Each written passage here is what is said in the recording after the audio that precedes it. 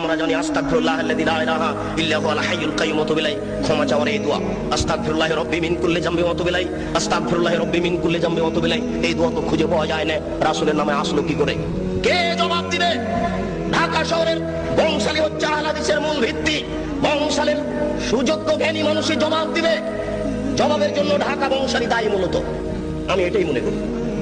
এখানে আহলে হাদিসের মাদ্রাসা আগে স্থান পেয়েছে, বংশালের মানুষেরাই ঢাকা শহরে আগে দিকে ভিত্তি স্থাপন করেছে। আমরা গ্রাম প্রত্যন্তল থেকে একেবারে পল্লী এলাকা থেকে বংশালে যখন পৌঁছি তখনই মনে করি আহলে হাদিস অধ্যুষিত এলাকায় পৌঁছেছি। এটা আমাদের গৌরবের বিষয়। বংশালের বড় বড় সুবিজ্ঞ মানুষ এর জবাব দিবে।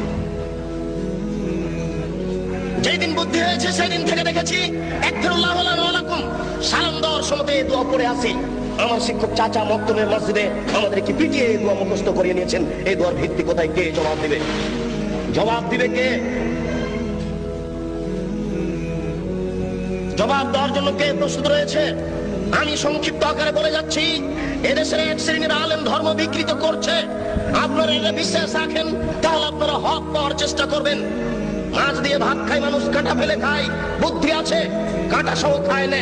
অতএব শরীয়ত যেটুকু জানতে চাইবে, যেটুকু জানতে হবে সেটুকু প্রমাণ সহকারে জানতে হবে। আমরা শুনেছি আমাদের মা চাচারা গ্রামে বলতেন যে এই শোনো, তোমরা মহিষের কুরবানি দিও না, মহিষের গায়ে লোম কম। গরুর কুরবানি দাও, গরুর গায়ে লোম বেশি। কেন? প্রত্যেক লোম সমান এক নাকি হবে। মিথ্যা কথা, নবীর নামে মিথ্যা কথা ছড়ানো হয়েছে, জাল হাদিস। কে জবাব দিবে? কিয়ামতের মাঠে নেকির পাল্লায় এই কুরবানির গরু, নারী, ভুঁড়ি সবকিছু ওই নেকির পাল্লায় চাপিয়ে দেওয়া হবে। এই হাদিস আমাদেরকে শোনানো হয়েছে। এই হাদিস মিথ্যে, এর জবাব কে দিবে? গরু দিয়ে, উট দিয়ে আকিকা চলে না, এই হাদিস মিথ্যে, এটা জাল হাদিস। রাসূলের উপরে এটা বানিয়ে ছড়ানো হয়েছে। এর জবাব কে দিবে? বাচ্চার কানের পাশে আজান দিতে হবে, কথা সত্য। ডান কানে আজান দিতে হবে, বাম কানে ইকামত দিতে হবে, এই হাদিস মিথ্যে। রাসূলের কথা বলেননি, এই হাদিসের জবাব কে দিবে?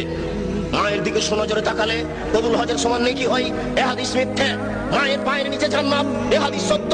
মায়ের পায়ের নিচে জান্নাত, এই হাদিস ঠিক। মায়ের পায়ের নিচে জান্নাত, এই হাদিস ঠিক। বাপ মায়ের নিকটে বাপ মায়ের দিকে সুনজরে তাকালে কবুল হজের সমান নেকি হবে, এই হাদিস রাসূলের উপরে মিথ্যা আরোপ করা হয়েছে। এই জবাব কে দিবে? এই জন্য মনে রাখবেন, রাসূল সাল্লাল্লাহু আলাইহি ওয়াসাল্লাম একদা যাচ্ছিলেন মেরাজে জিবরাইল আলাইহিস সালামের সাথে। তিনি দেখলেন কতগুলি লোকের জিহ্বাকে আগুনের কেঁচি দিয়ে কেটে দেওয়া হচ্ছে। কতগুলি লোকের জিহ্বাকে আগুনের কেঁচি দিয়ে কেটে দেওয়া হচ্ছে। আল্লাহর নবী বললেন, মান হাওলায়ে? জিবরাইল, এরা কারা যাদের জিহ্বা কেটে দেওয়া হচ্ছে? জিবরাইল আলাইহিস সালাম বলেন, হাওলায়ে খুতবাইন উম্মতি, এরা হচ্ছে আপনার উম্মতের বক্তা, যারা বক্তৃতা করে বেড়াতো, তাদের জিহ্বা আগুনের কেঁচি দিয়ে কেটে দেওয়া হচ্ছে।